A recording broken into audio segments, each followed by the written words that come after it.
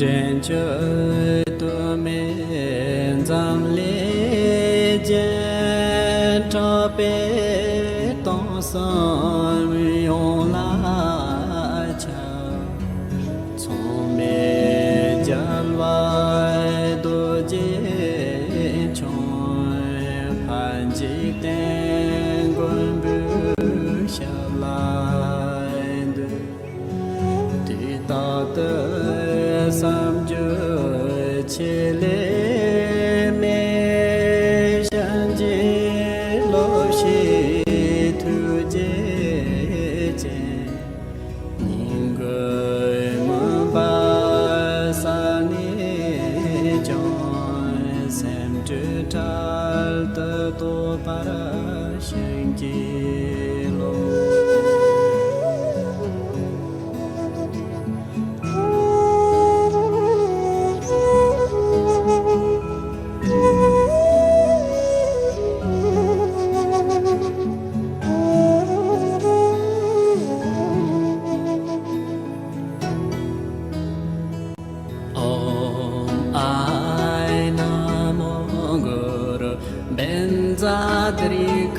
Telo cha na thar in na shiri mula guru ma muta siddhi phala ho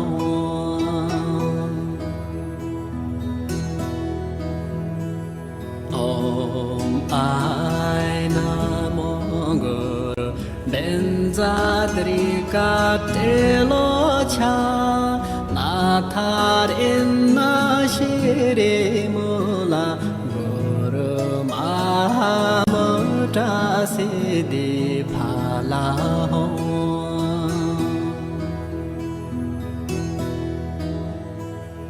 om ai namo guru benzadrika telo cha na thar in na shiri mula guru ma muta siddhi phala ho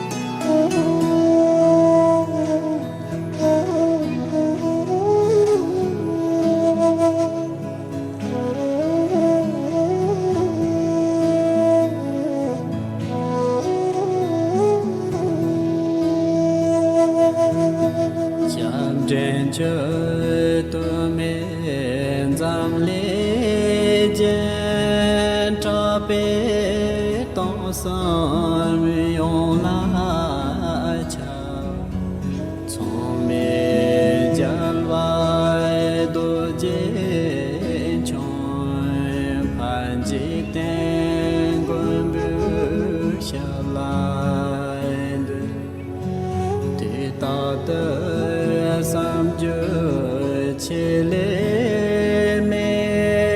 shan je lo shi tu je je ning ge ma ba sa ni jon sem tu tal de to para shan je lo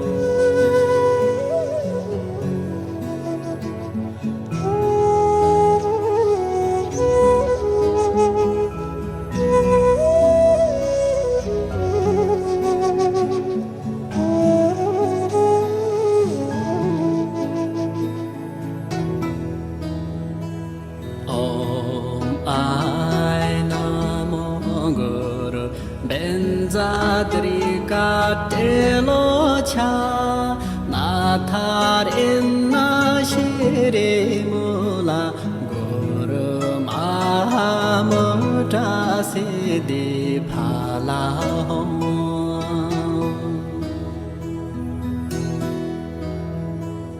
Om Ai Namo Guru Benzadrika Telo Cha Nathar Inna Shire Mula Guru Mahamudra Siddhi Phala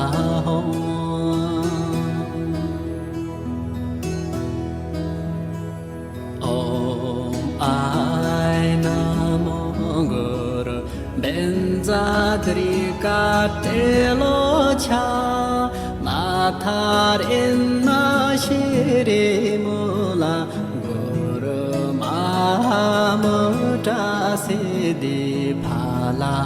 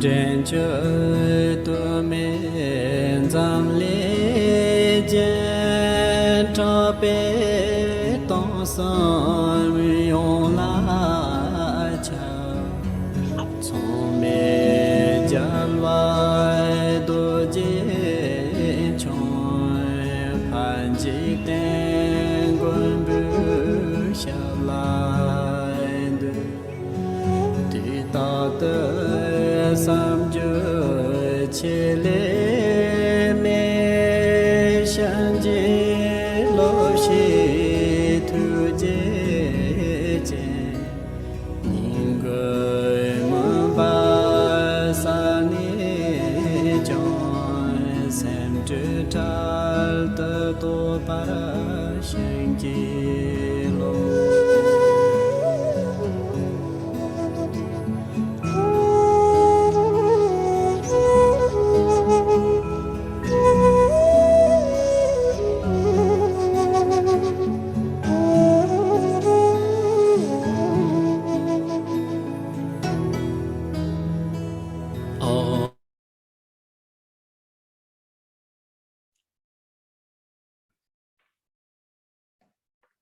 Good evening to all brothers and sisters.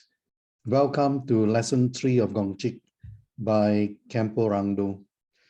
Before we invite Khenpo Rangdol to start giving the lesson, just a short message for everybody. Today happened to be the birthday, actual day of Khenpo Rangdol himself. So at the end of the lesson, do not leave the meeting so fast. Let's give ourselves some time to celebrate a small little celebration for Khenpo we will sing him a birthday song, and thereafter, I will allow everybody to actually so-called unmute yourself. You can then take the opportunity to say your best wishes to Khenpo. So remember that, don't go off immediately after the lesson. All right, give yourself some time. Thank you so much. So without further ado, let me invite Khenpo Rangdol, and then we shall begin lesson proper.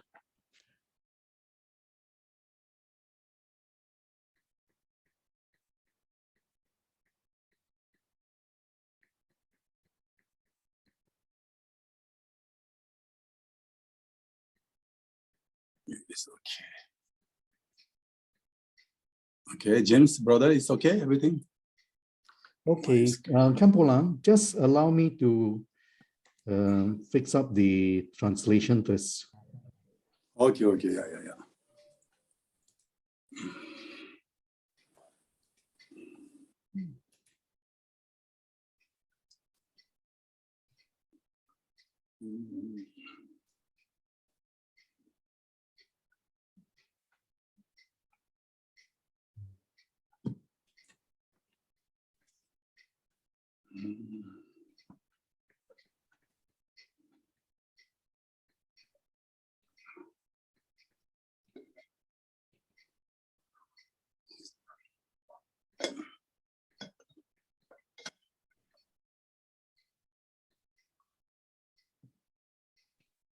Okay.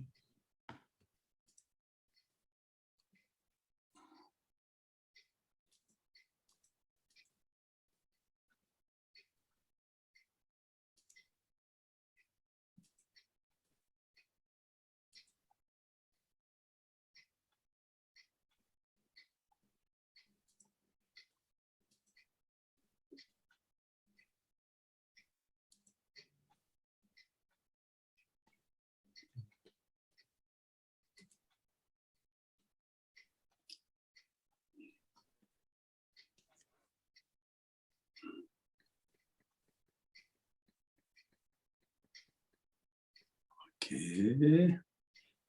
Khenpo Lang, just give me another. Done? We wait Okay. for Brother Okay, Trump. Okay, he's not there, is it? Yes. Okay, so maybe just I would like to begin and then just say a few words before the actual lesson is okay? Okay, Khenpo, just hold on. Then I will fix up the other two interpreters first. Okay. So all the participants, we need a little bit passion. It's a good opportunity to practice tolerance, you know.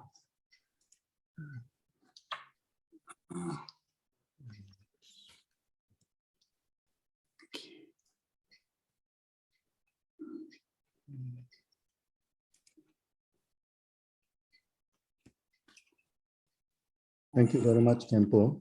Thank you for your patience. You may begin. Okay, thank you. Tashi Delek, and good evening, good afternoon, and good morning to all Dharma brothers and sisters.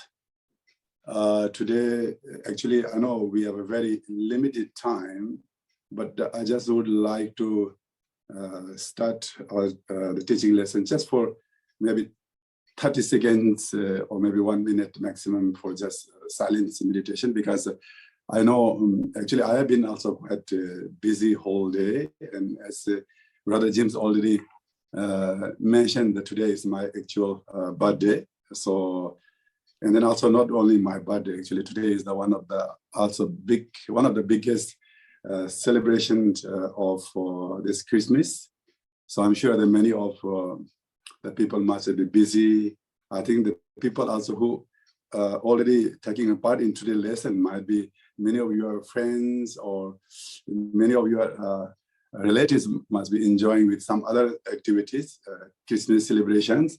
And I'm sure many of you already invited to join certain kind of activities, but I'm sure many of you take an importance of this teaching. So thank you very much for joining. And I just would like to start with just short silent meditation, and then my mind should be focused on teaching, should not be distracted, because I had lots of memory whole day. There was big celebrations, and then also so many hundreds of messages. So of course I could not read yet all the messages. So I also got a little bit disturbed. So I'm sure all of you as well busy with Christmas. So just try to focus on our teaching lessons. Just start our short silence meditation.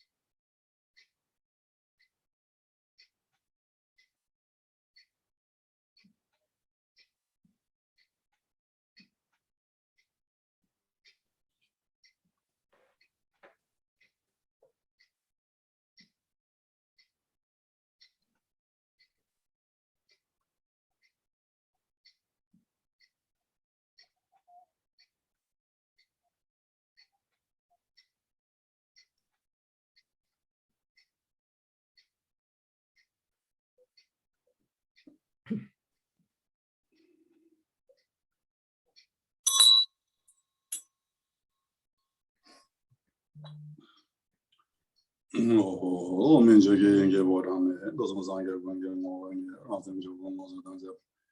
Sawe lame jabla gurja nze jena baza doge bodu mane je mo boje da wa namje ze gonge jogi.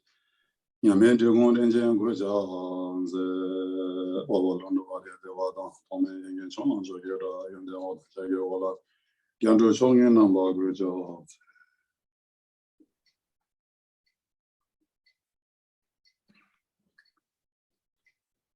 Okay, so without wasting our precious time, since we have a very limited time to cover quite a number of Vajra statements, I just would like to begin with the Gongchig text. So we already explained over the last during our last two sessions that we completed till the 20th Vajra statement from the first the chapter, Wheel of Dharma. Today is the 21st. The difference is between the great and the lower vehicles are such things as the 37 factors of awakening and the 6 perfections. Therefore, people claim that these are the difference in the path to be followed. So this is the others, the masters, their the view. So these are actually not very difficult the topic to understand. If we just simply ask the question by yourself, so we always think about what is the difference between Bodhisattva yana and also, the Hinayana, and what is the difference between Buddhism and non-Buddhist, what is the difference between Tantrayana and Sutrayana. We always talk about these things, and there are lots of explanations in the various texts composed by various masters. There are hundreds of the texts composed by even Tibetan the great learned masters. So there are different ways to say, but one thing I very much impressed by the Jigten Sumgon, these Vajra statements are, he just explained in a very simple way in a one Vajra statement, one sentence. In one sentence, it shows very clear the answer for such a the important meaning. So we already talked about last session, difference between Buddhist and non-Buddhist is nothing but only by the refuge to the triple gems. So that's what's clear. And today is that many other experts, many masters, they say that the great vehicle and lower vehicle, actually we call it the Mahayana and Hinayana. But actually, to be honestly speaking, I don't really like to say about this Hinayana and Mahayana. because I don't feel also actually that comfortable. But today he also mentioned there's a great vehicle and lower vehicle. Usually we also say that the Tibetan, the Buddhism, and then also the Chinese, the Mahayana, all these the followers. So we consider as actually Mahayana vehicle, and then also the Theravada tradition actually we consider as a Hinayana. But then it doesn't make actually it doesn't give very good feeling of saying that this is the lower one, this is the higher one. So that's also it's becoming some kind of like it's kind of like it's becoming more sectarian the phrases, you know. So therefore, actually, I just always try to express Theravada tradition and Mahayana and Vajrayana. So that makes more kind of like a simple way without kind of producing kind of like uncomfortable the statements. So the many masters said the difference between the great vehicle and the lower vehicle is the practitioner that who the follow with the practice of the 37 factors. So I don't want to go through the all what are the 37 the factors. I think many of you can nowadays you can search in Google, but just like the brief explanation is that like actually there are 5 the path to achieve enlightened mind. The first path is actually we call it accumulation path, and then second one is application path, and the third one is seeing path, and then the fourth one is cultivation path, and then the fifth one is no more learning path. So then actually there are 5 the path and the 10 stages that we already talked about, the 10 stages. So this 35 the factor are usually when the practitioner they are practicing at the accumulation part. So they are practicing about this what you call that out of the 37 the first one is we call that the 4 application of mindfulness. And then the second, the one is the 4 kind of right abandonment, and the fourth one is the process of kind of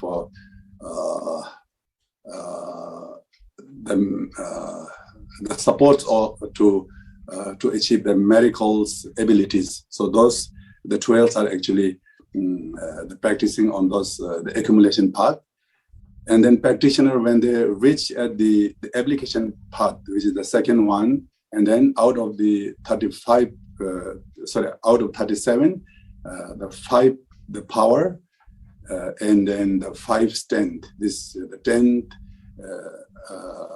the factors are practicing on the second part. And then also the when the practitioner reach at the seeing part, that time then the out of his 37 factors, 7 element of achieve enlightened mind. So that one actually practicing. And then the practitioner when they reach at the level of 4 the path, which is we call it cultivation path, and then that time out of this 37, the 8 noble path are practicing at that level. So that means the many masters, they believe these 37 the factor are the key the practices of the lower vehicle to achieve the arahat. That is the kind of like the ultimate the goal of achievement in the arahat schools, so Shavaka schools. So they believe like that. And then the 6th perfection, which means like generosity, moral discipline, and tolerance, etc. So many of you know, no need to mention in detail. So then the practitioner that who practices about the 6 parameters, they are belong to the Mahayana schools, or maybe we call it grade vehicles. So this is the two differences, but there are actually the many others, the views between differences, but then I don't want to talk because we have very limited time. But then that is what the other master, they believe. This is the differences between the Mahayana and Hinayana, or maybe this great vehicle or lower vehicle. But then the Jigten Sumgon, he says that the differences between Hinayana and Mahayana is the cultivation of the resolve, so which means a Latin mind. We also call in Sanskrit that bodhicitta.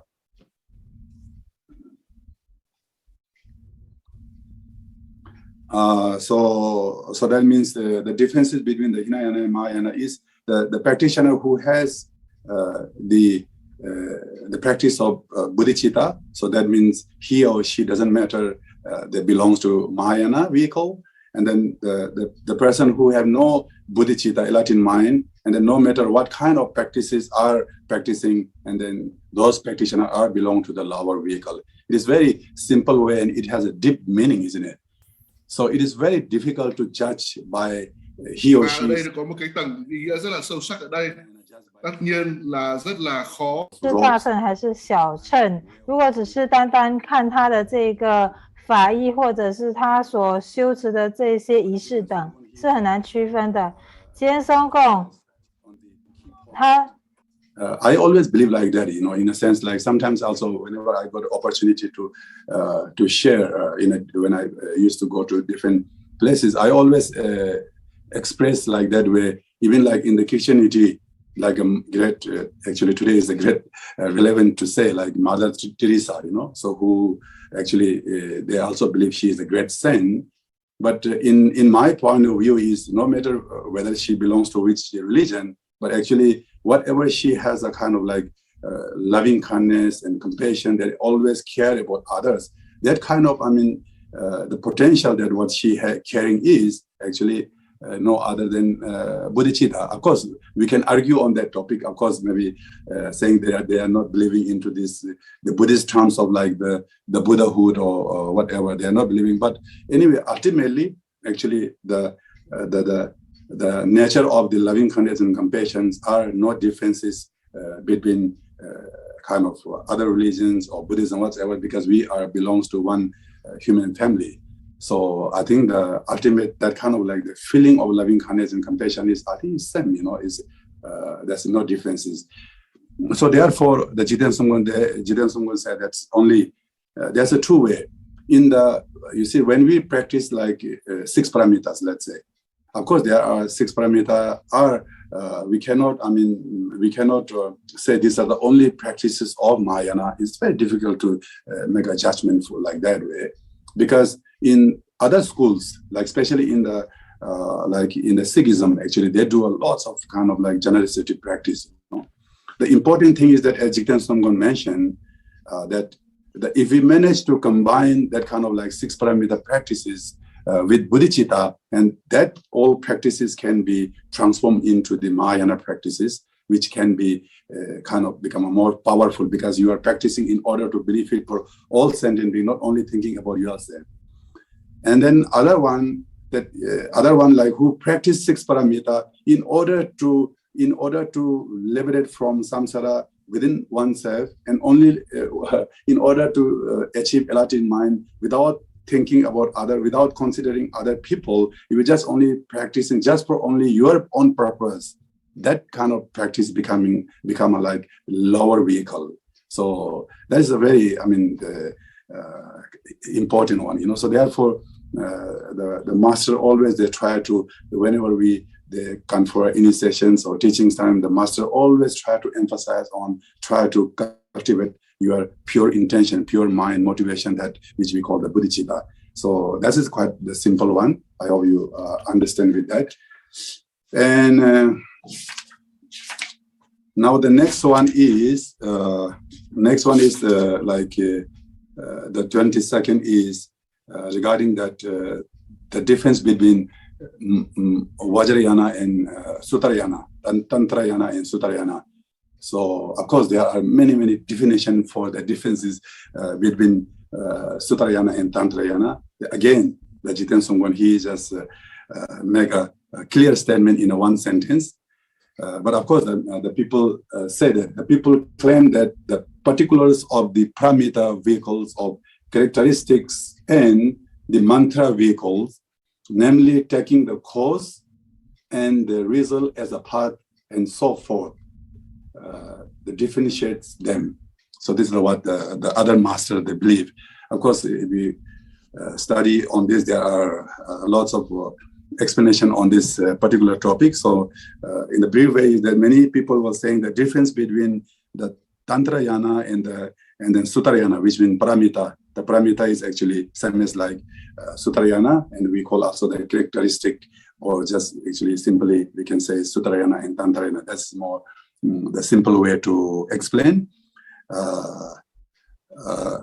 The taking a course as a path. So that is the Sutrayana, and the taking up the result as a path is the Tantrayana.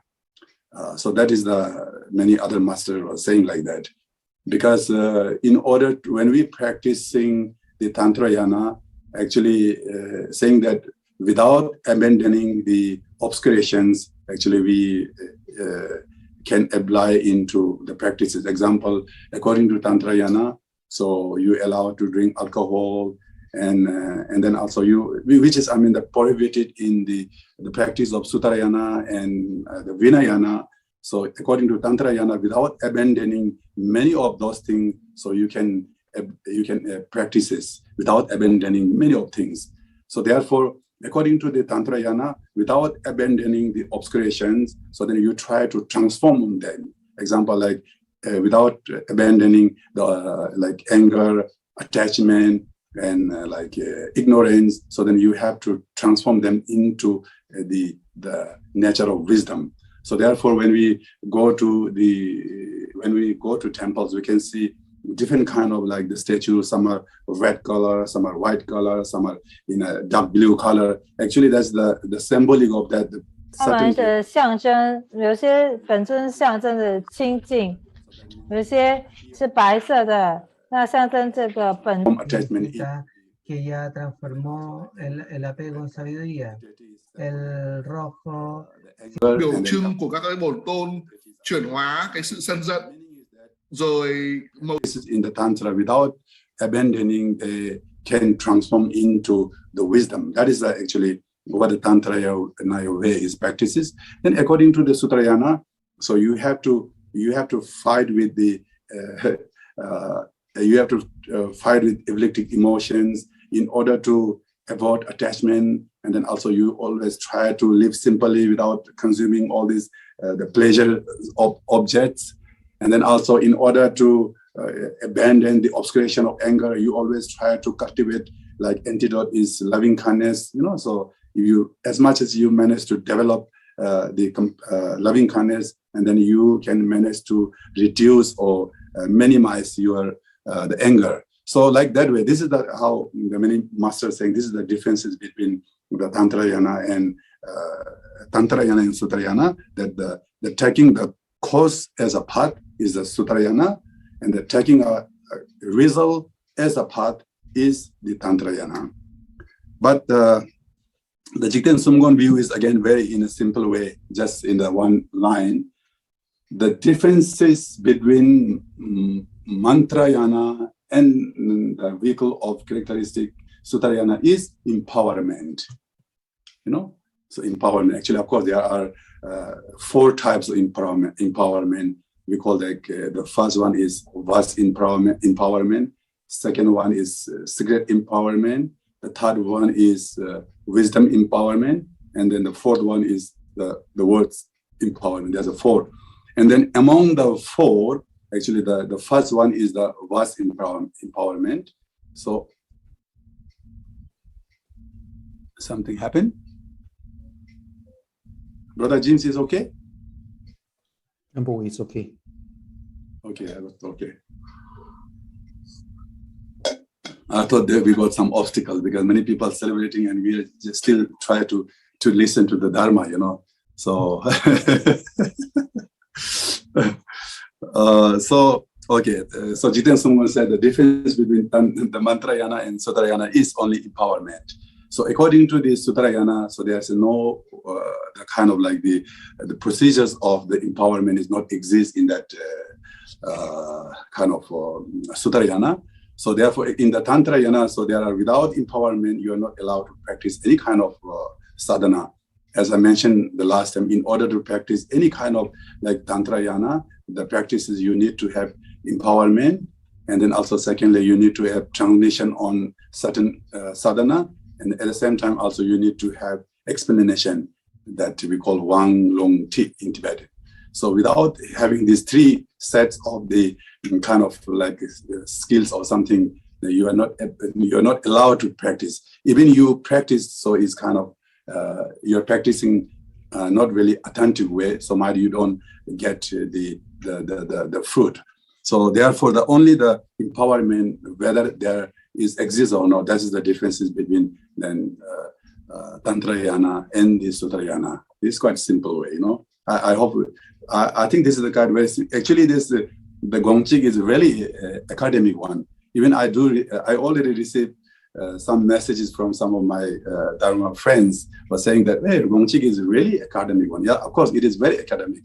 So, but if I just try to talk too much about academics, so that might be not really much useful for many of you. So therefore, since the Gongchig is actually also kind of the Lamrim, you know, as I mentioned before, this Gongchig also explained about the fivefold of Mahamudra. It is also kind of like Lamrim that is we have to apply into our practices. So without combined with this any kind of like teachings with the spirituality, and then if we just remain as academic one, then it's not really useful. So we always try to combine with all this academic one into our the spiritual way of practices. Then it will become a more kind of useful, and it make a more sense. Otherwise, if we just remain as academic, of course, unless if you really wanted to study and you really wanted to know the systems of the Gongchig and the view of the different kind of master, if you really wanted to study only that one, then of course you have to you even on the single Vajra statements, I think you need to study years and years. You have to look on many kind of the commentaries, you know. So therefore, I'm trying my best to combine with this spiritual teaching as well, so that also you can feel something. It's that we need to apply into our daily life the practices. So that one now.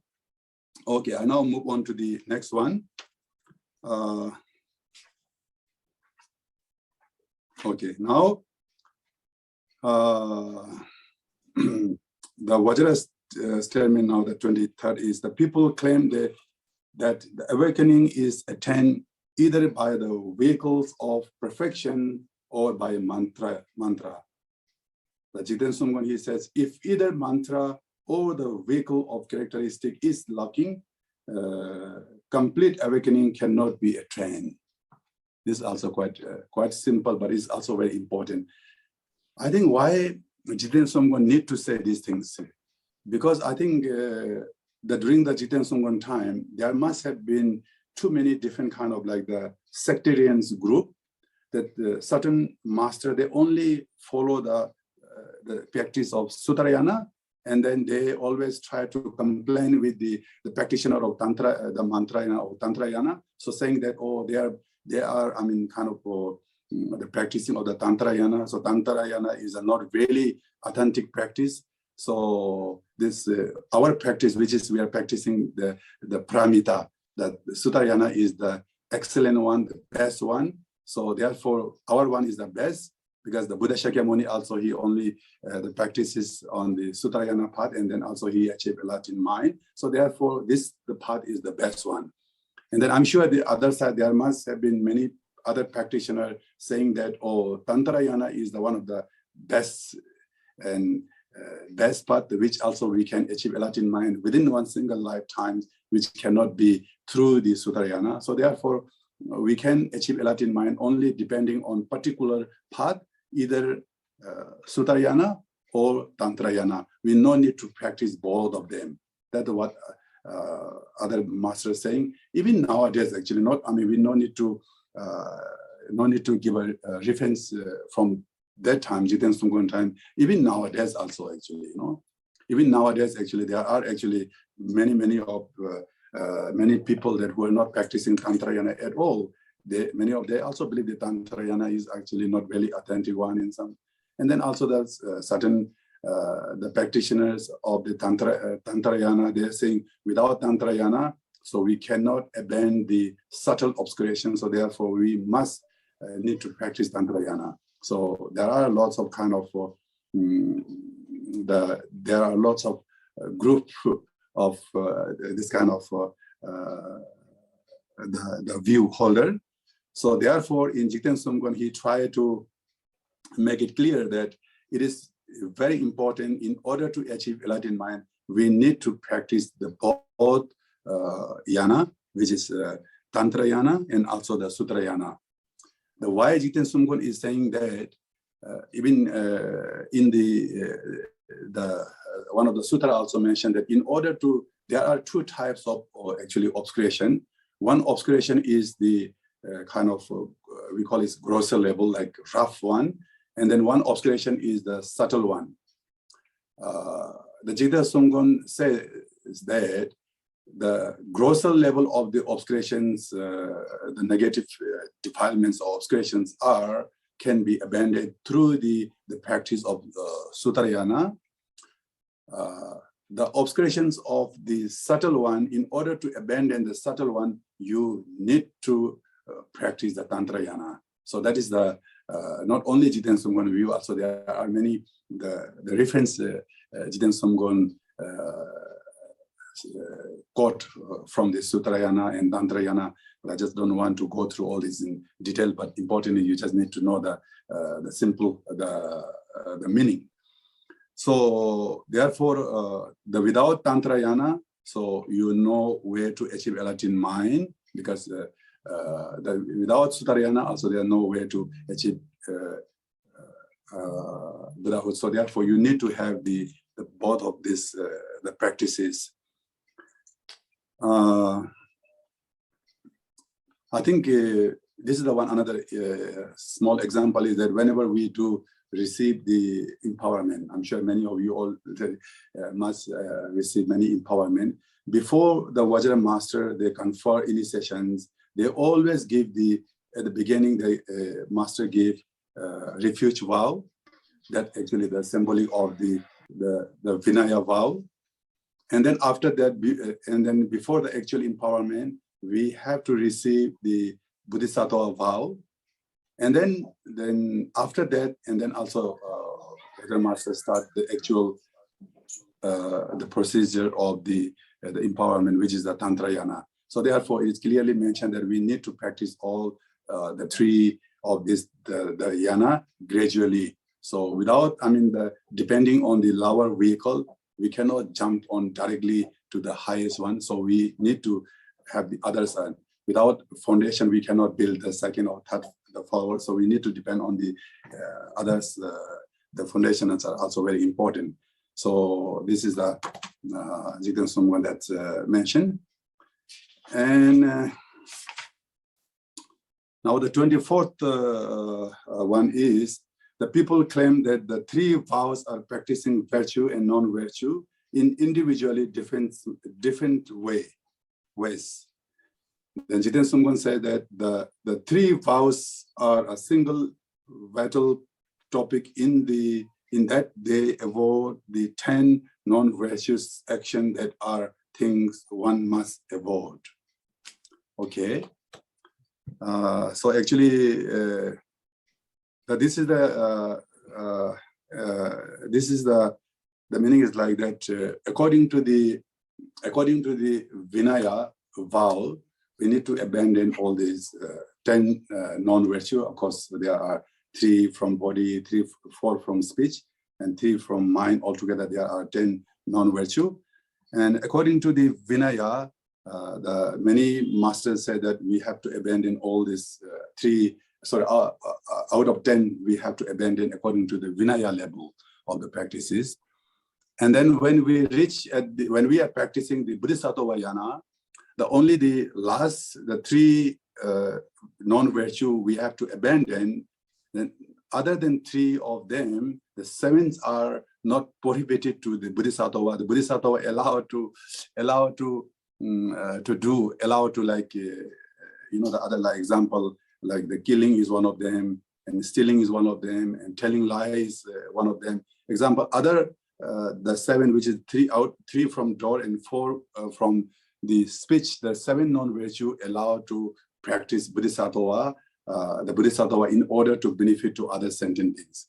So of course there are actually some, even in the Shantideva also mentioned that Bodhisattva also allowed to practice the seven non-virtue in order to benefit from other sentient beings. So there are actually some stories as well. And then according to the Tantra Yana,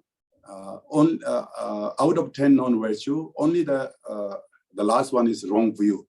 Apart from the wrong view, and all other 9 non-virtue are allowed to perform in the Tantra Yana. So therefore, many masters, they said that people claim that 3 vows are practicing virtue and non-virtue in individually different ways. So those are not same.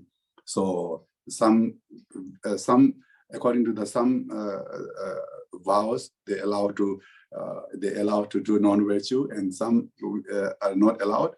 But the Jigten Songkhon, he said that the 3 vows are single battle topic in this about 10 non-virtue. Non-virtue means, then according to the Vinaya, according to the Sutrayana and Tantrayana, so no matter what kind of the vows or you are practicing, it is a same that you have to abandon the 10 non-virtue, and there's no way to allow to do the non-virtue.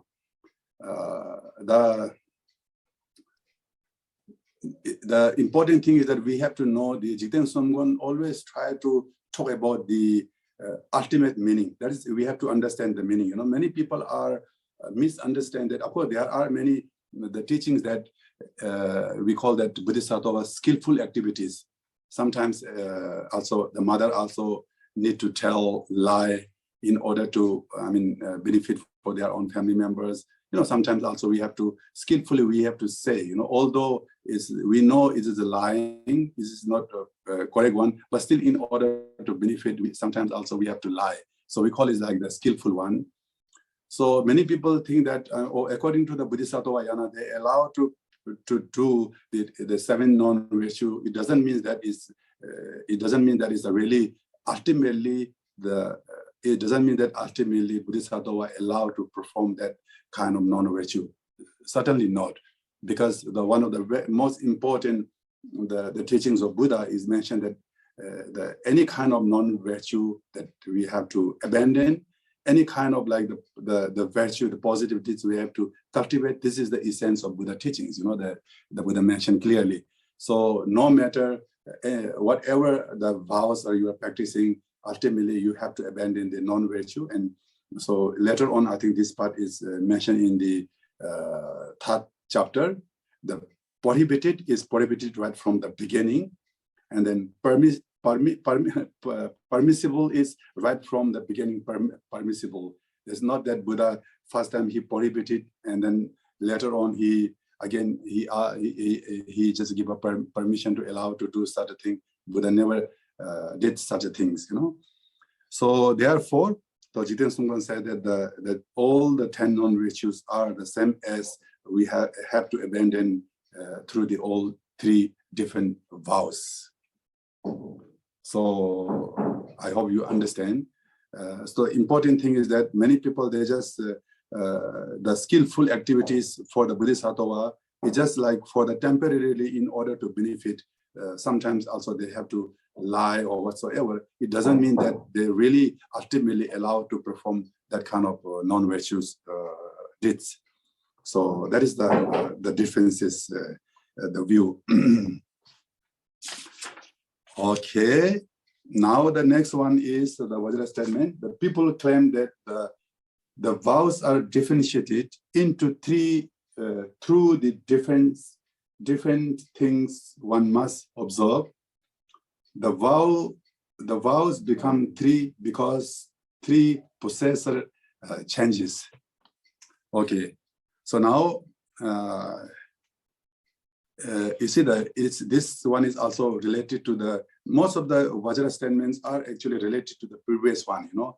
Since the Jiten Sungwan, he said that, oh, there's no differences between the three vows are same, that all the 10 non-virtue supposed to abandon. So then question is arises, then what is the differences between the three vows? And so other people, they say that because there are three vows, because of there's a three different way of abandoning the obscurations or negative karmas.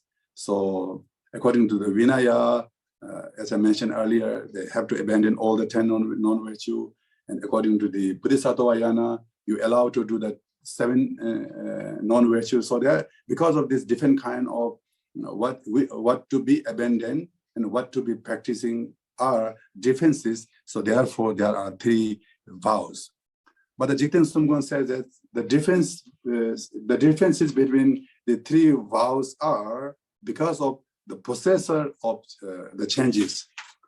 So in the Gongchig, the Dharmakiti, the commentary, as well as also the Gongchig Dosherma, the Dorje Sharab, composed by the Jama Dorje Sharab. There are one example, you know, it's kind of like example given in order to understand the meaning of this one. What does means of the differences is the changes of the possessor. The example is like that Jiten Sungwan mentioned that like example, we just example of like one amulet, you know, like a neglect, whatever you call it, you know. Like if there is a one the turquoise, the beads or kind of mala or something to wear, if that mala, the wear by ordinary people, or we can touch, we can see, saying because ordinary people is ordinary people, so we can touch to that that kind of like necklace, and we can see and we can touch. But the same kind of that neglect one, necklace, if that one wear by the ministers, maybe like the ministers, and then we can see, but we cannot touch it because we always think, oh, he's the high-ranking personality, you know, he's the high-ranking, he's the high position, the person, so we're not allowed to touch, we're not allowed to sit there, we're not allowed to touch his ornament, you know. And then also, if that same kind of like the ornament wear by the king, we can only just see, but even we cannot touch. And so therefore, the same kind of ornament, because of three different category people, they wear, because of the different, the possessor of this, the ranking system. So we always think we always make it into three categories, although it's the same ornament. So similar to that way, the Jiten Sungwan said that when we the practices about the when we are practicing the Vinaya, so we always think, oh, this is the ordinary one, and then when we are practicing the Mahayana one, then also we think this is the higher one, and then also when we are practicing in the Tantrayana, we always think this is the highest one. So is the level is met by our own mind. It's not. I mean, you see, we always make a level. You see, in our society, I don't know in the West or in other Asian country, but in our Ladakh and many other the regions of Himalaya regions, that we do have a many different kind of like level in the like caste system, you know. So this family are belong to the lower caste, and that families are belongs to the middle class, and that families are belongs to the like higher class. It's just only level by us, you know. I don't think that right from the beginning, I don't think there is this kind of like the system, because we have a same kind of like Buddha nature, and we all have a same kind of like organs, and then we all can see the same. From the eye we can see, from the nose we can smell, and then from the tongue we can taste. There's no differences. We are the same human being, but only we level it into the different ranking systems. So similar to that way, what the Jiten Sungwan, what he wanted to express is that, so we should not, sometimes look down to others, the schools, saying that, oh, they are the lower vehicle because they are practicing only the Vinaya. So we are also practitioner of the higher, the positions like Mahayana or Tantrayana. So therefore, the Jiten Sungwan saying that actually because of the different, the possessor or the three person that possess this kind of three vows, it makes it into three categories. So that's what Jiten Sungwan he meant to say. So I hope you understand. And also there was another same example is that if you have a food on your plate, the same kind of the food that offered to the king, then we always, oh, this is the food of the king, you know. So then it's becoming like more precious, although it's the same kind, same quality, same taste, is a cook in the same pot. But when we present it to the different ranking people, and then also it's also become the precious one, you know. So because of we always try to make it from our conceptions, you know. Okay. So the next one is the Vajra statement. The 26 is the essence of the Sugata, the element that is pure by nature is taught as emptiness. The element, the Buddha nature, that is completely pure by nature possess the quality of result of separation. Actually, in the Gongchig, all the statements are kind of like very special points. And then particularly actually among all the Vajra statements, there are actually some Vajra statements are very special from the others Vajra statement. One of them is actually this one. Actually, the meaning has a deep meaning to understand in detail. On this, the topic actually talks a lot about there are the two systems of the Madhyamika schools which established in Tibet. Of course, in India, there are many schools, actually the 4 schools. And then among the Madhyamika schools in India, there are actually many others classifications. But in Tibet, actually, there are actually 2 types of Madhyamika the schools. One is we call Rangdol. Rangdol means actually the emptiness by itself. The practitioner who holds the view of who holds that everything is emptiness by itself. And then the other masters are actually the things that everything is not emptiness. Example like the Buddha nature. The Buddha nature is empty by only the temporary defilements, but it's not empty by its quality. This statement makes a difference between the Madhyamika Rangtongpa and Shantongpa. This is a very important one. There are actually many explanations, many commentary on that. Actually, the key point of the differences between these two the schools of Rangtong and Xiangtong is actually based on the Buddha nature, which we call that Buddha nature, or sometimes in the Sanskrit we call Tathagata Garbha, the Buddha seat, which is called the Buddha nature. So these statements actually in the Uttara Tantra, so which are composed by the Buddha, the Maitreya. So they are actually mentioned very clearly. There are one schools in Tibet we call Jonang. I'm sure many of you heard about. Most of the popular schools are actually kind of Nyingma, Kagyu, Sakya, and Gelug. These are the 4 major schools in Tibetan Buddhism. But nowadays, actually, out of 4, and then also they count as a Bon. Bon school is actually one of them. And then also now the Jonangpa. Jonangpa is one of the schools now recently actually recognized as a separate school. Before there was only 4, but then there was a long story. Anyway, now actually the Jonangpa is also one of the separate school. So the Jonangpa, are the men, the followers of the Madhyamika Jantong view, which is the emptiness by others. That is the Jonangpa tradition. And then also later on, actually the Kagyupa and the Nyingmapa schools actually also the belief, this Jantong view.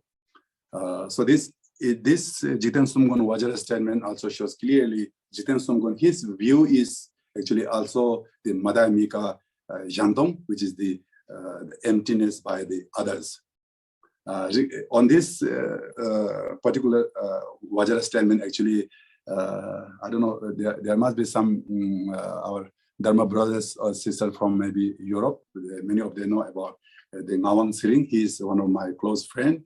Actually, he is one of the oldest, he passed away. Actually, he's one of the very important person in Tigung Kagyu, early 70s, 80s. He translated many the books. One occasion, actually, we were discussing about the Gongchig. He is scholar and he always liked to research on the Gongchig Vajra statements. Then one occasion, I argue with him. I told him that Jiten Sumgon view is Rangdol. I told him because Jiten Sumgon view is Rangdol because he is the emanation of Nagarjuna. Because Nagarjuna in the Madhyamika philosophy, he talks a lot about the Rangdol view, which is there's nothing truly exists. Everything is emptiness. When you look into the Nagarjuna, Mula Karika and many other texts, it's talks a lot about the emptiness by itself, empty by its nature. So then I told him that Jiten Sumgon view must be the Rangdol view because he is the emanation of Nagarjuna. So since Jiten Sumgon is emanation of Nagarjuna, his view it cannot be the other than Nagarjuna. I told him, but then he insistingly he told me that no, Jiten Sumgon the view is Jantong view, the emptiness by others. As it clearly can shows, because other says that the essence of the Sugata elements that is pure by nature is thought as emptiness. There's nothing exists. The Buddha nature itself is emptiness. Itself, the Buddha nature itself is empty. So there exists nothing truly there. That is the Uma Rangdol view. But the Jiten Sumgon view, he said that the elements, the Buddha nature, that is completely pure by nature, but possess the qualities. Possess the quality means actually, of course, there are actually many kind of like qualities. The quality of body, quality of mind, quality of speech. All the qualities of the Buddhas are endowed with the Buddha nature. So that's what the Jiten Sumgon view and the Uma Jantong views. The Jantong view that emptiness by the others, the view holder saying that the Buddha nature is only empty by the temporary obscurations or temporary defilements, but not empty by the quality or maybe the quality, the good quality. It's just only empty by the temporary defilements, but all the quality is possesses on the Buddha nature. That is actually the view of Jantong view. And then Rangdol said there's nothing exists, everything is empty. So that means even the Buddha's qualities are not exist, not endowed on the Buddha nature. So I hope you understand a little bit, but it's actually big, complicated meaning. I just don't want to make you more I don't want to make more doubt on this. It just is a simple, the meaning is like that. Actually, this is the Vajra statement is very important. So there are many arguments on this topic between different schools, and also in the Karmapa also, I think at Karmapa also he wrote one book about this regarding this topic also. Okay, so that much is I think sufficient for today's explanation. Then let's see maybe another time. And then now the 27th Vajra statements is the Buddha nature only taught 37 the factors of awakening as the path of the three vehicles, but not a ground or result. This is again related to, all these are actually related to each other, all these Vajra statements. The Buddha only taught that 37 factors, we already talked about the 37 factors, are only the path. Some other was saying that the 37, the factors are only the practices during the path. It's not possessed at the basis level, and it's not possessed at the result level. So there's the 3 steps. One is the basis, and then second one is path, and then then is the ultimate the achievement, which is the result. We call it a fruit one. The many masters say that the 37 factors are only possessed during the path, when we practice the path, but not the possess or not endow during the basis time, which is the Buddha nature, and as well as the result. You see, the awakening, the path on the 3 vehicles, but not as a ground. Ground is base or result. The Jiten Sungwan view is the 37, the factors of awakening exists in the embryo of the Tathagata. So that meaning is that the Jiten Sungwan view is that because since the Buddha nature has all the qualities of the Buddhas and Bodhisattva, and then since the Buddha nature is the essence of all the quality of the Buddhas, so right from the beginning, at the time of the Buddha nature, actually to possess all the 37 the practices. So that's the difference. It's not only during the time of the path. It already exists during the time of the Buddha nature, and that one actually during the time of the path is on Ablai, and then also at the result, then is achievement of this 37 factors. So that is the different between what the Jiten Sungwan, the view, and other master they believe. Okay, and now the Vajra statement that the 28 is the people claim that the 4 immeasurable are merely worldly samadhi. Okay, the 4 immeasurable are the essence of the Buddha embryo and Buddhahood. Again, of course, we all know about this, the 4 immeasurable that we always talk about, loving kindness and compassion and joy, and then equanimity. These are the 4 immeasurable. And then many masters and many people, they do believe all these 4 immeasurable, the practices are not that ultimate, the practices. This is this is the worldly samadhi practices. Because the many people, they do believe that, the Brahma, the god Brahma has a 4 head. I'm sure many of you must visited to Thailand. When we visit to Thailand, there we can see every corner of the roads, we can see this Brahma. I think that many business people, they do pray to the Brahma, believing that Brahma will give us lots of the wealth and it's good for business. So therefore, I guess many people, they pray to the Brahma. Actually, the Brahma god of 4 faces. He said that the Brahma, the god has 4 faces because of the practices of these 4 immeasurable. The Brahma, in order to be as a god of Brahma, so then we need to practice all these 4 immeasurable.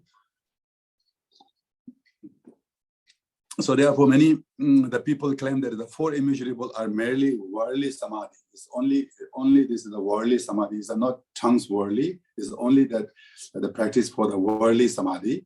But the Jiten Sungwan says the 4 immeasurable are the essence of the Buddha embryo and the Buddhahood, means because it is depend on the, as we mentioned earlier, if you manage to practice this 4 immeasurable combined with authentic, like Latin mind, which we call the bodhicitta, if you manage to combine that loving kindness and compassion whatsoever with the having an intention of kind of like bodhicitta, that in order to benefit for others, then the 4 immeasurable, the practice can be kind of considered as a practice of the Mahayana. If you just, merely you practice the samadhi, so this 4 immeasurable, just in order to achieve kind of like temporary fruits, like just Brahma, or any kind of like just in order to achieve any kind of like temporary some good happiness or some other things, prosperity, whatever. And then that kind of like practice become the lower categories. It's really depend on how you are putting into practices. It makes a big difference. The many texts mention that there are, somebody, okay. He said that there are many, we cannot make a judgment saying that, oh, this is the great, let's say, we cannot make a judgment that saying that if somebody like, let's say, if somebody give like practice generosity, let's say if somebody distribute maybe $1,000 for maybe billions of people, might we say that, oh, this person is very good opportunity one, because he got an opportunity to practice such a great practice of generosity because he distribute billions of dollars to the billions of people. But we always consider like that. But then many texts also mention that we cannot justify, we cannot make a judgment that saying that just seeing by the image of the virtue or non-virtue, we cannot make a judgment, oh, this is the kind of like great virtue, this is the heaviest non-virtue. We cannot say, but only we can make a difference between our own mind. If our mind is like whatever we do, any kind of activity, even you give like the single dollar, if you manage to combine with your bodhicitta, that can become a very, very kind of immeasurable kind of the merits, So if you just do for in order to just get some kind of like reputation, in order to get just kind of some kind of like your fame, or if I give this much dollars to the country, then I will become a kind of like I will get some kind of like a great name, great fame or something. Then is because of your motivation is things wrong, that cannot be become a very kind of high level of accumulation merit. So therefore, the Jiten Sungwan said that four immeasurable are the essence of the Buddha's Buddhahood. So it's not only the worldly. We have to we can also at the time of when we achieve Buddhahood, that time actually the Buddha is embodiment of the four immeasurable. So it's not only the cause. Okay, and now the 29 is that people claim that the three vehicles are ascertained as three different cause, path, and result. The Buddha's intention is the single family and in the single vehicle. Okay, this again the same thing. Then usually we always say, and we always make a judgment, like saying that, oh, this is the Shavaka family, this is the Pratyeka Buddha family, this is the Mahayana family, and this is the kind of the family of certainty, and this one is that what do we call that? Sometimes they call cut-off family. Sometimes also we call that no lineage family, but that's a different way of saying. Usually,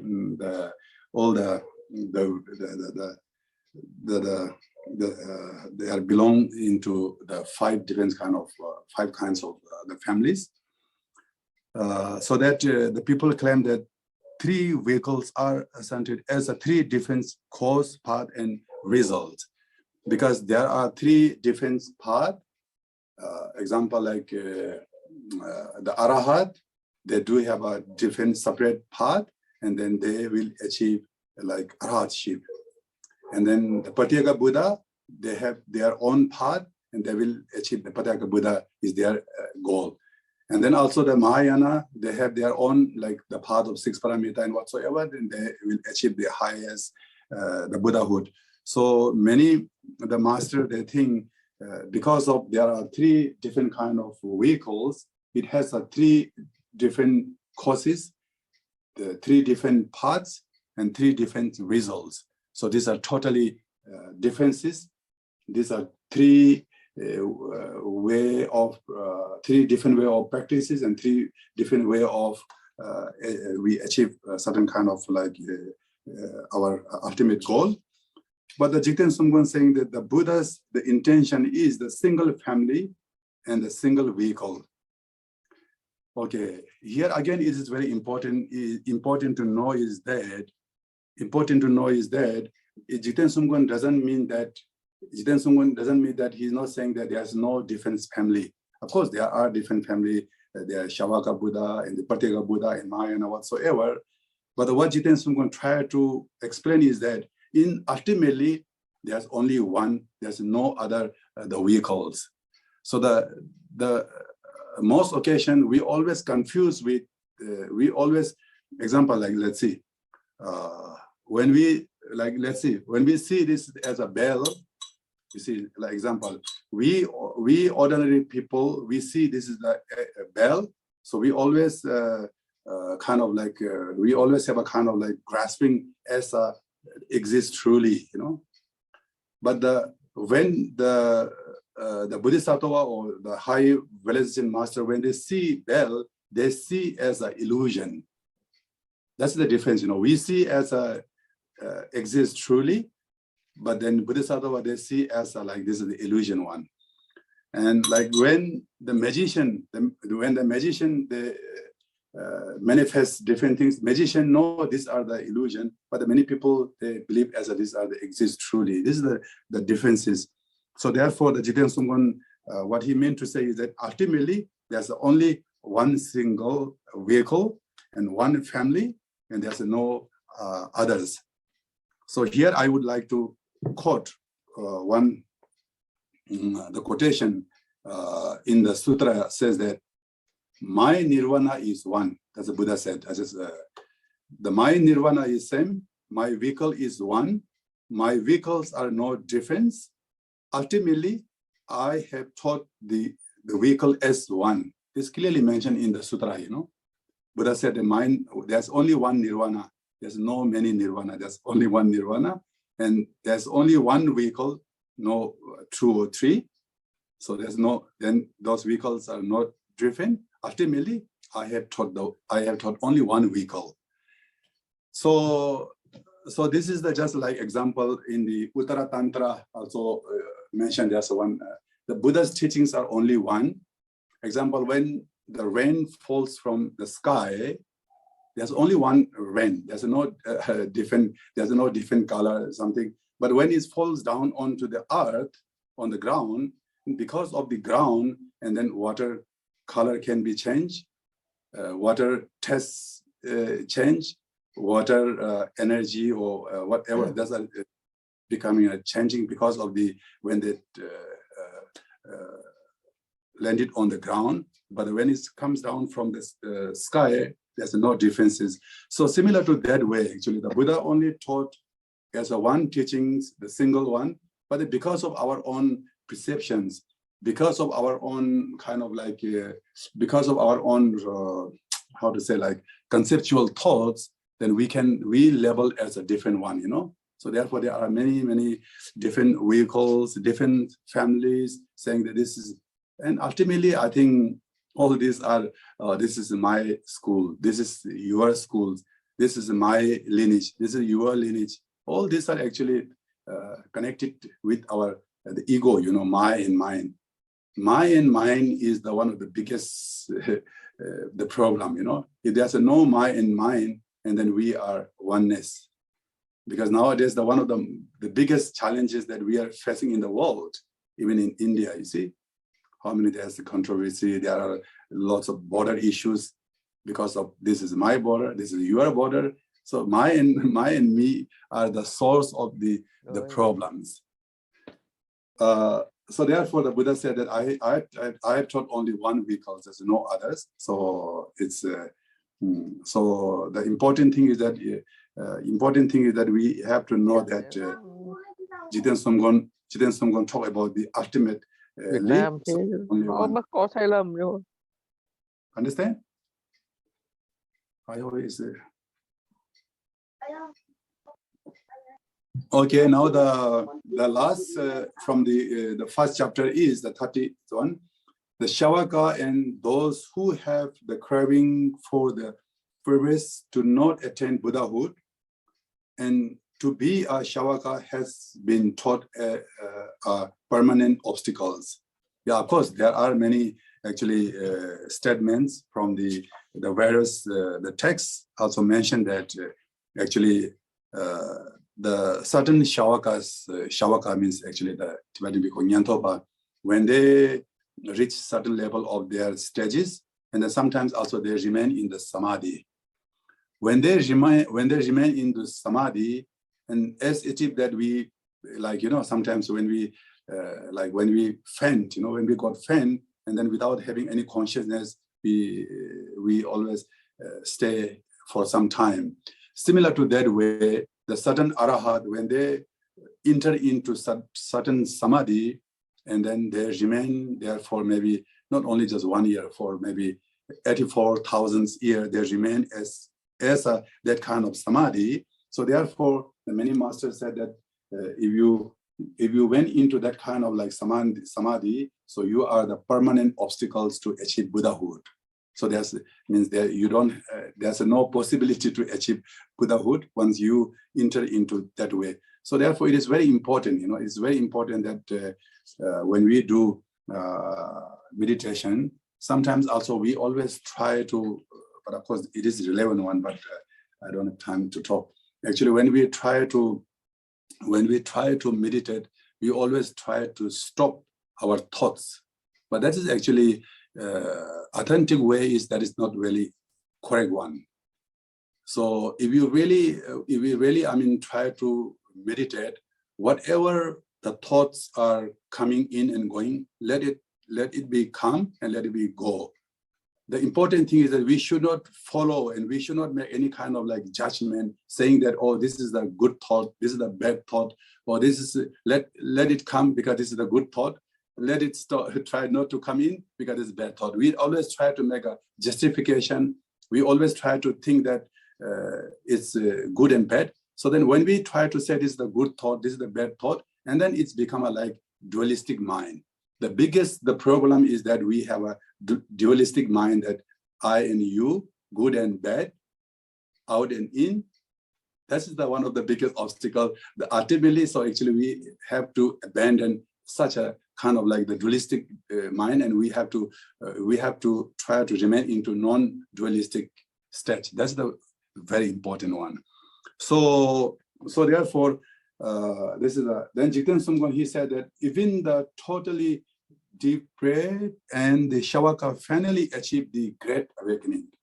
But Jigten Sumgon, he said that of course there are mentioned actually certain texts saying that, oh, if you went into certain kind of like Samadhi, then that will be the permanent obstacle. It's mentioned, but it doesn't mean that it's a permanently obstacle. But for sometimes we do say something like that,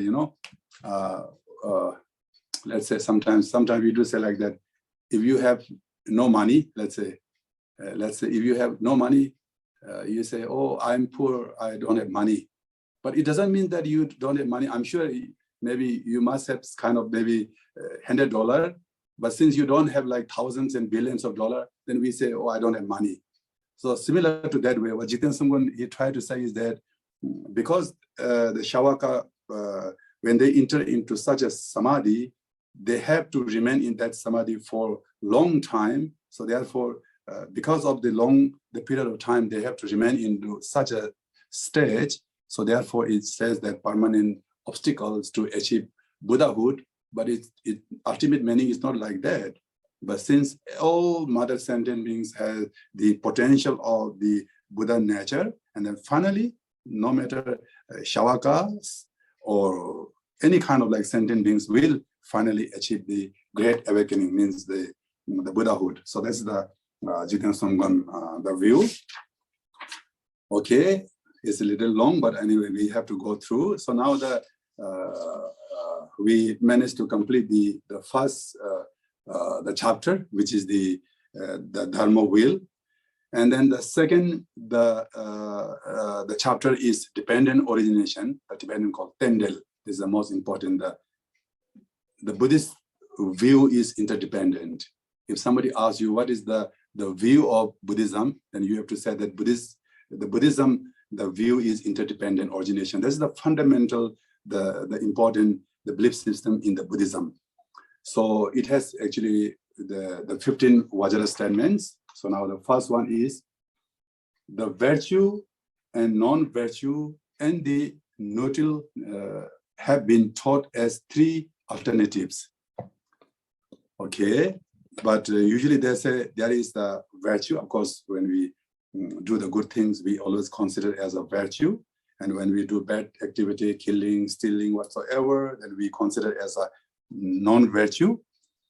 And then there are actually some activities which are not belongs to virtue or non-virtue. We call it neutral one. It means like it's belonging. It not belongs to none of the virtue and the non-virtue. Example, example, without having any kind of like the positive or negative intention. If you just if you eating food, so we cannot say this is virtue. We cannot say non-virtue. Without, I mean, the good or bad intention, if you do any kind of activities, so it's we call it like it's a neutral one. It's not virtue and it's non-virtue. So that means many masters say, and also many texts also mention there's three types of karma.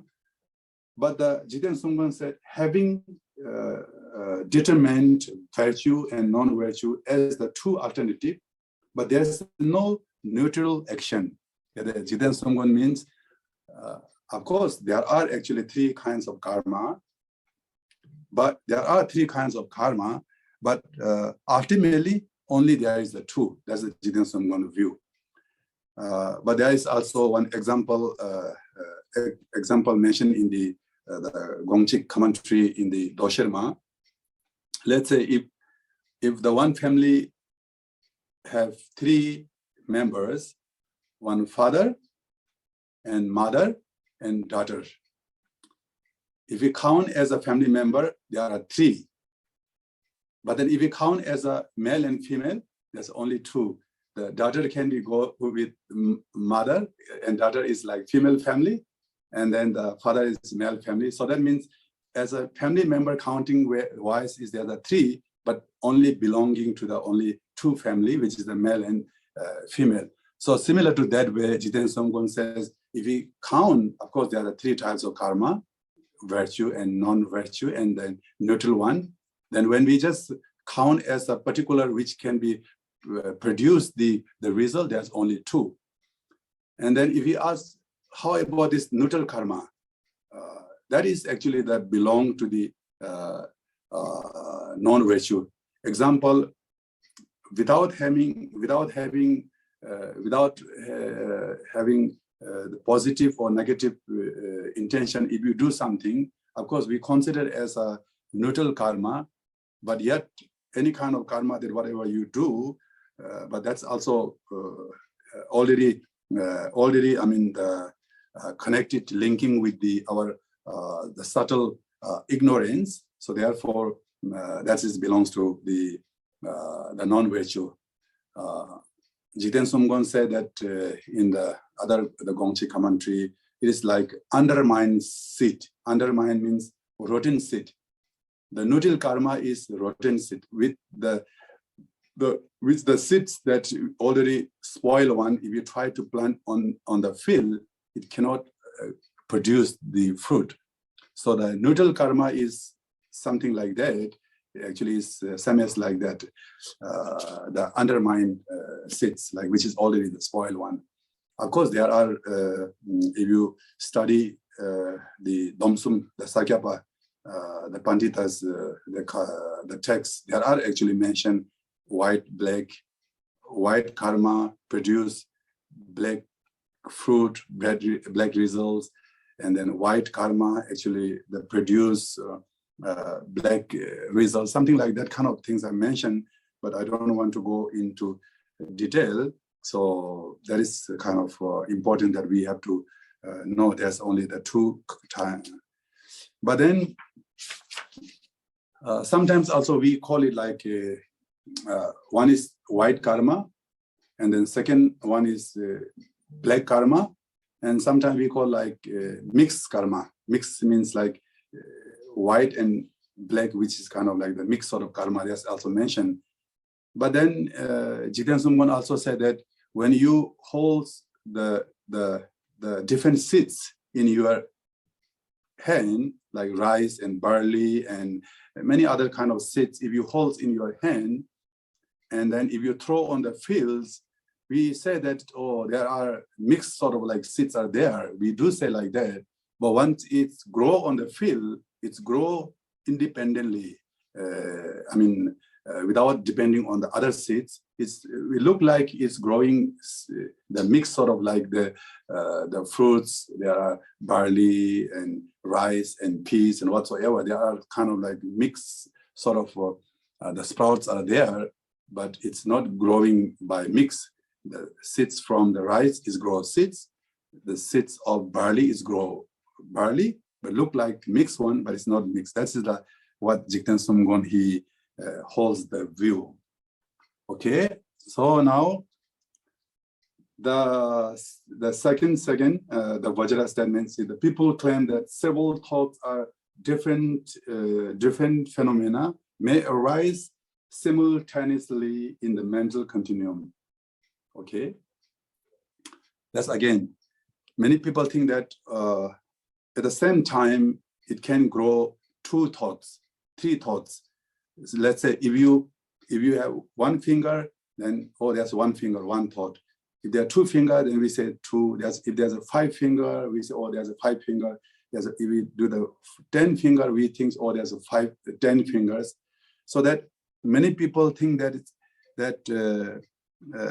they claim that several thoughts are different phenomena may arise simultaneously, means at the same time, like 10 thoughts, 20 thoughts, 100 thoughts can be arise at the same moment, same time. But that's what many others say like that. But the Jigten Sumgon, his view is the 2 thoughts cannot be occur simultaneously and 2 minds cannot arise together. But as it is, actually, we can think like that. Sometimes when we are having party, we can see dancing, we could hearing the music, and at the same time also we are consuming delicious food, we are tasting. Well, we think like that. We seeing and then hearing and smelling and then tasting everything. We feel like that at the same time we are experiencing all this kind of like different experience and also arising different thoughts at the same time simultaneously. We think like that, but it's actually not arising simultaneously. It's different. Just like a kind of example, sometimes when we go into aeroplane, and also especially in the big aeroplanes, when we go in the big aeroplane, when there's no kind of, if the weather is very good, and sometimes also when we reach very high altitude level, and then sometimes we don't feel when the aeroplane is moving, we don't feel like aeroplane is moving. Of course, it's moving, very fast moving, but we don't feel the aeroplane is moving. I think similar to that way, we feel like that at the same time, the several thoughts, different thoughts are arising at the same time simultaneously, but it's not same because of our this mental function is so fast, I think, I don't know how fast. I'm sure the experts must know how those are very fast. Since it's very fast, and we cannot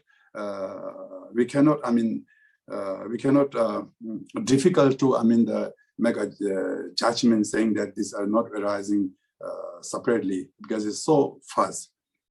Okay, so 2 thoughts that cannot occur. That's the meaning. Now the second of the 3 Vajra statement is the people claim that mind is the basis and the mental events are the particulars. But here says something mental event.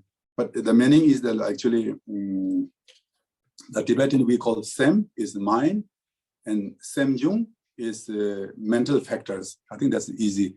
But here is mentioned the basis.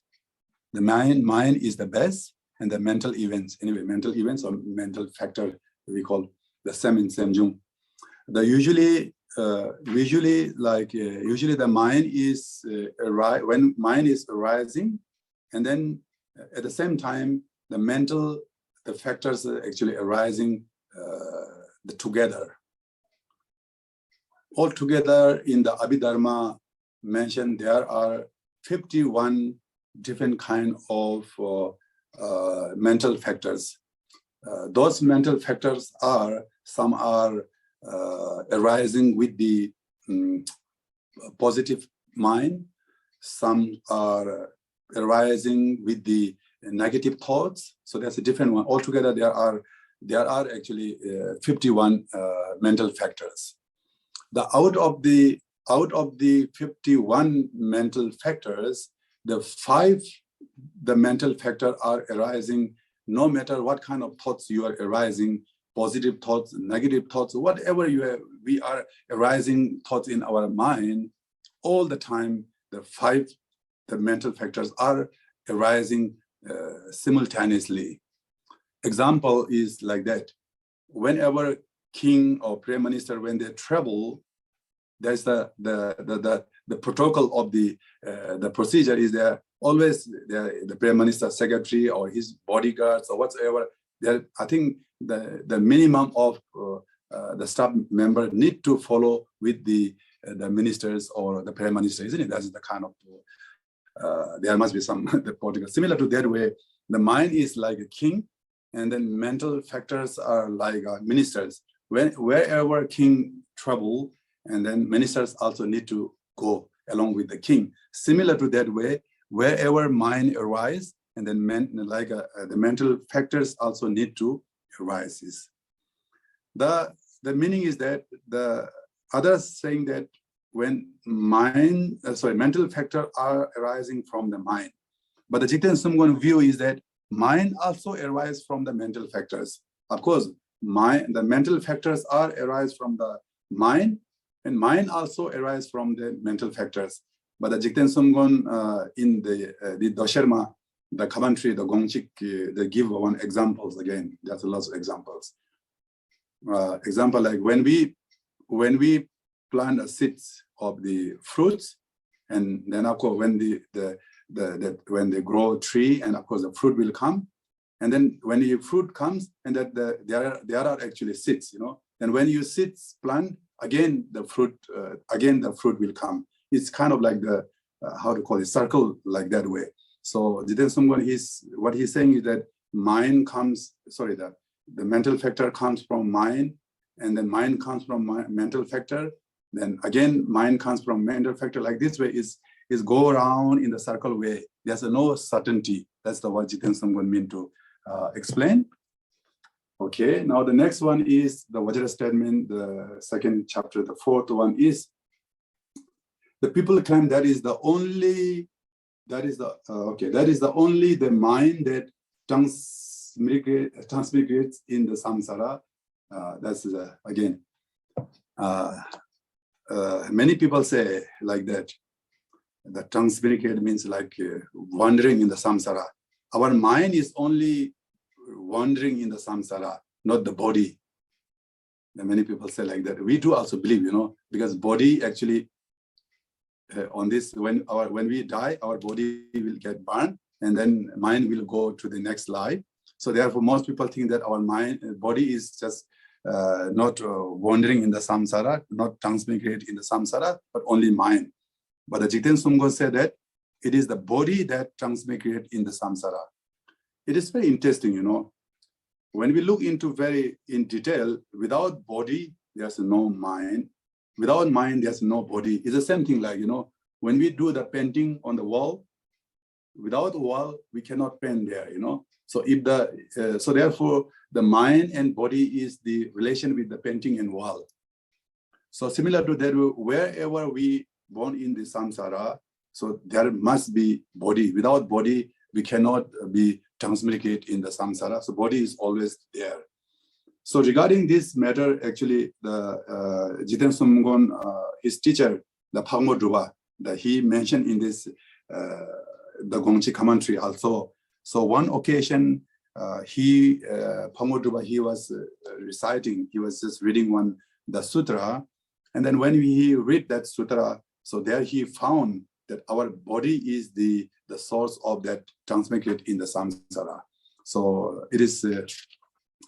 And also it's mentioned in the Shantideva also mentioned, he said that because the mind cannot, mind does not possess a body. Since our mind has no body, it cannot be destroyed. So because when we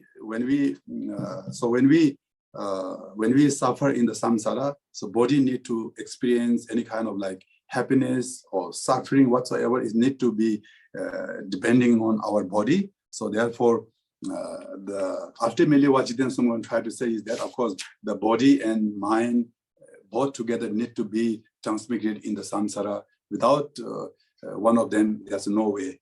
Okay, now that today, the last one that I want to conclude on this, the fifth one is the people claim that cognitive misorientation, actually misorientation is kind of like what do you call that? Ignorance is merely one aspect of dependent orientation. All 12 links of dependent orientation are the movement of cognitive misorientation. Okay, that meaning is that actually there are altogether the 12 links of interdependent. I'm sure many of you already know when we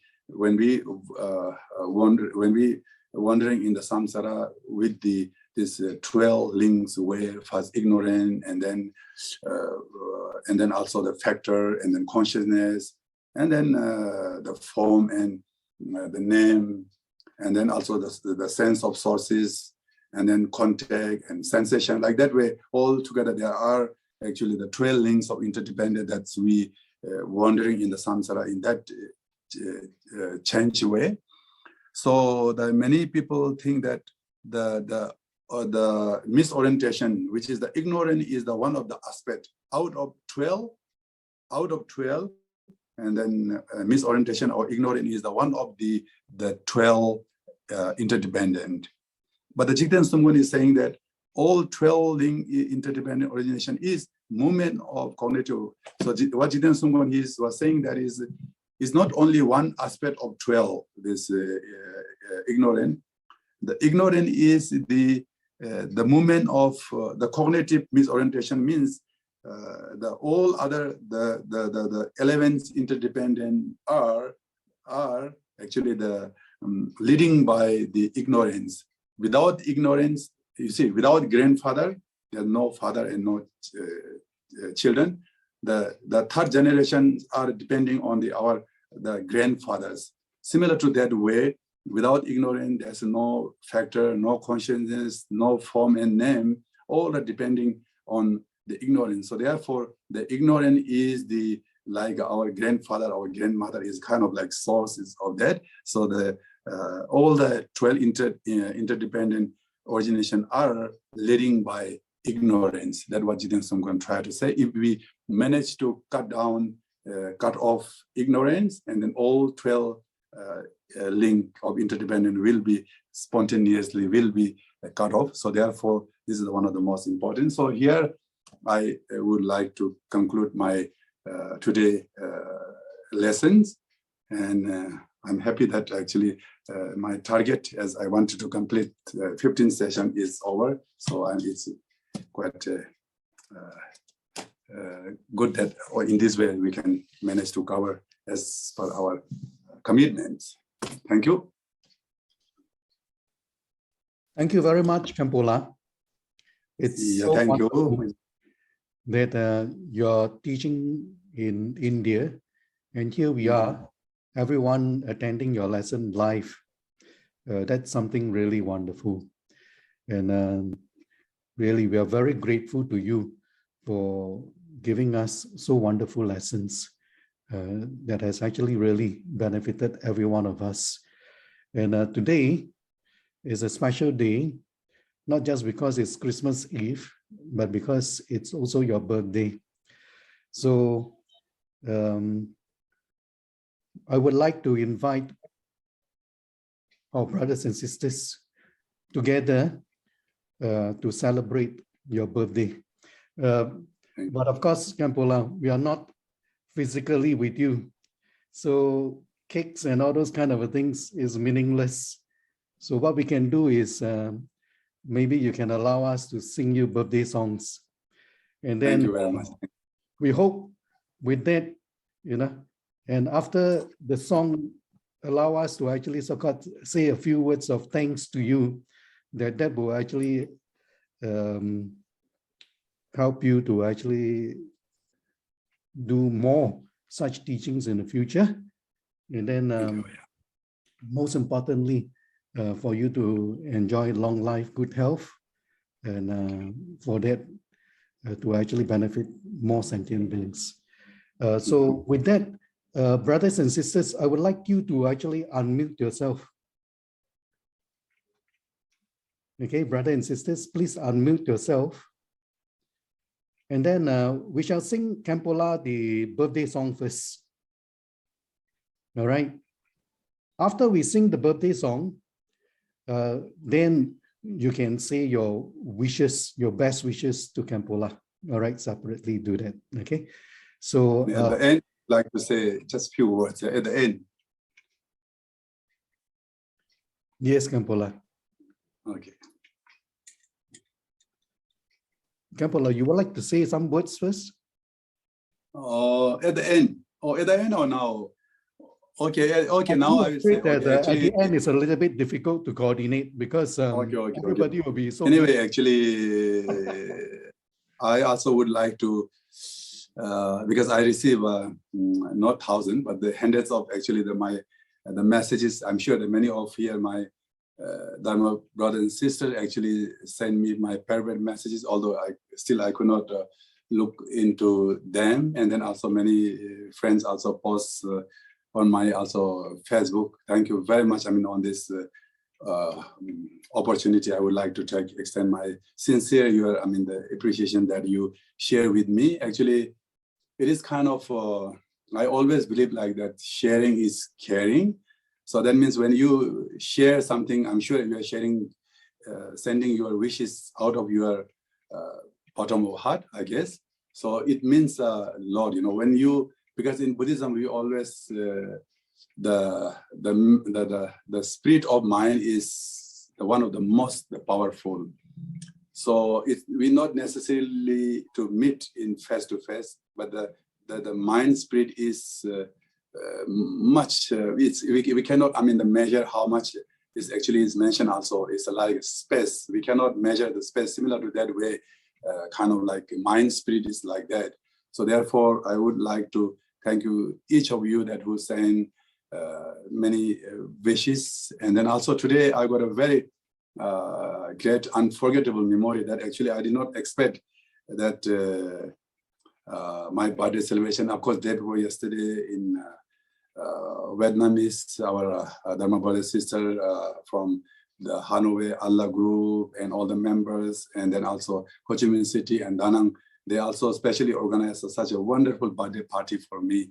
So on that day, actually, I said thanks to them, but there's too much noises, even I think they didn't hear. So on this also opportunity, I would like to extend thanks to them. In such a difficult time, actually, everywhere pandemic, and then still also they gather certain places, and also they really decorate very nicely my pictures and birthday cakes, and it's really means a lot. And today also our quite a number of our the monks, venerable monks from the Ladakh, which belongs to our monastery, Khenpo monastery.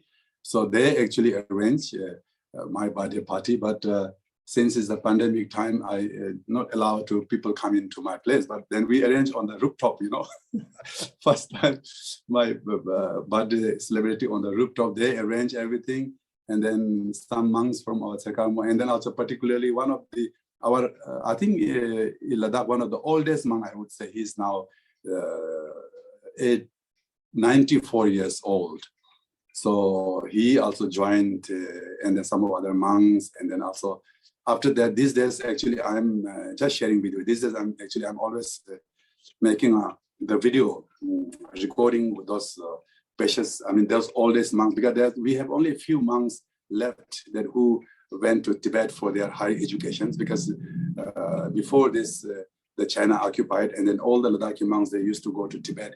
So therefore, I'm trying to collecting their precious knowledge and their kind of experiences, their journey to Tibet those days, So today also, after my celebration, then I also had a good opportunity to make a video recording with our venerable monks.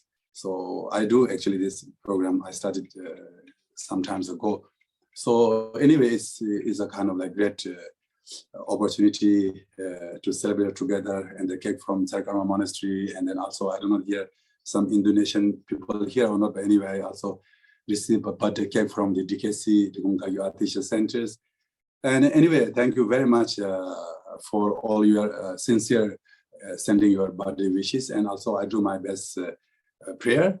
And also what my best the present for you like to show is that, because I have been waiting for my Achi statue for many years. Actually, I ordered to Nepal, one of my friend, then he ordered. It's very difficult to find an Achi statue.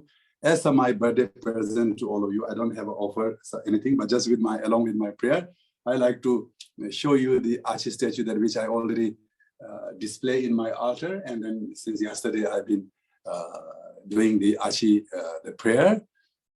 So I start praying. So I just want to show as my birthday gift for all of you, and then you can also make wishes. Of course, another day, if we have a time to say maybe another session, then of course I would like to say something for Achi. She is very powerful, the protector. I just want to show you the Achi. Then after that, then you can wish whatever your wish, and then also you can, just wish to me. Okay, hopefully. Okay, I hope you can see now. I don't know whether it's clear or not. Oh, okay, this. James, is okay. Nice. Is it clear or not?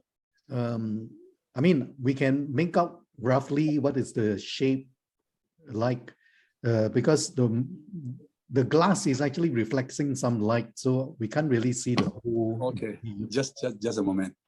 Just a moment. Just a moment. Okay.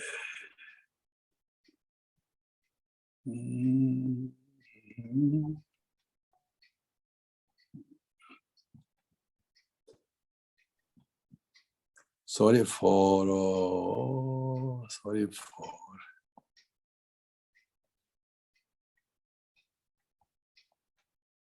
Okay. Okay, I will show you anyway. I will show you the picture, but at the same time, you can also now make if you like to say your wishes, and then now you can unmute, and then meanwhile, I will also show the Achi statue, the picture.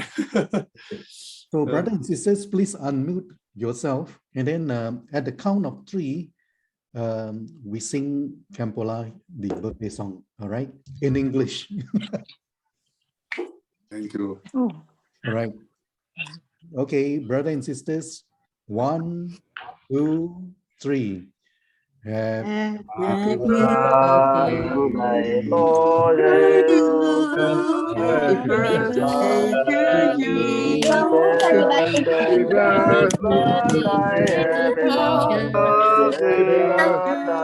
you. Happy Birthday to you.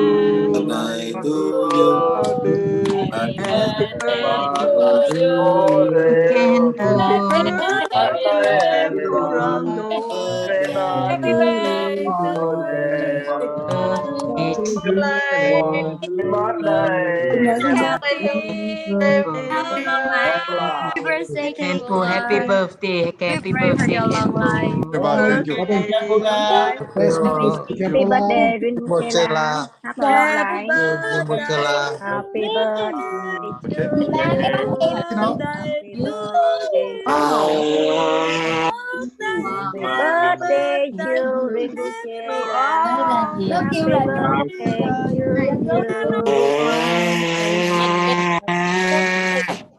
Have a long life in Mukela. Long and healthy Long life, life. good health to you, Khenpo. Healthy life, healthy life. Thank you, thank you, thank you, thank you very much. Can you see the Archie picture now? Yes. Yeah, very nice. Of course. Yes. Okay. Wow, thank you, Okay, yeah. Chituma. Ah, Very nice. Okay, this is my gift, my birthday gift for all of you. Long life. Happy birthday, Rinpoche. yes. Ah, okay. Many. Thank you for sharing. Mama cara sohanya du gajanya du mama du. Oh mama cara sohanya du jamari gajanya du mama du. Confesso. Oh mama cara sohanya du jamari gajanya du mama du. Yes, Khenpo love. Confesso. Oh mama cara sohanya du samari. Oh mama du confesso. Mama do. Confesso. Oh mama cara sohanya du sayang. Wow, my God. Mama Oh du confesso. my God. Mama sohanya du Adu Radha Radha Adu Brother and sisters, Khenpo has already left. Just remember, next lesson will be on next Friday. We'll see you again, all right? Thank you so much. And then please do not worry about missing any of the lessons. They are all shared. You can refer to the Facebook for the sharing of the link to the. Thank you very much, because I got some connection problem, but I came back.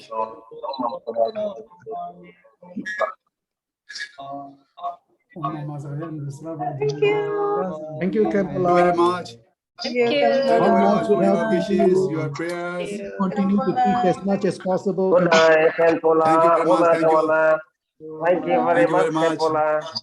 Thank you. Have a good day, good afternoon, and good night. Thank you very much, Mukela, and happy long life. Some of my uncles, and some of my relatives also there. Thank you. Happy birthday, long life. Thank you. Thank you very much. Thank you. Thank you. Thank you.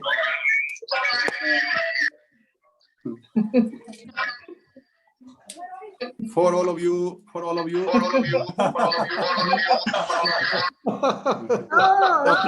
you.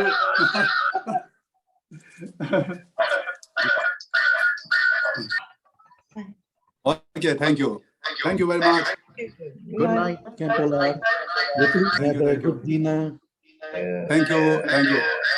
See you next Friday, and enjoy the Merry Christmas, and then also in advance Happy New Year. Sorry, maybe when next lesson will be on second or something. When? Okay. Anyway, Happy New Year also in advance. Happy Christmas. Happy New Year. Bye-bye. Thank you. Okay. With your permission, I will go now. Thank you. Okay, bye. Vì nên công đức này hướng về khắp tất cả đệ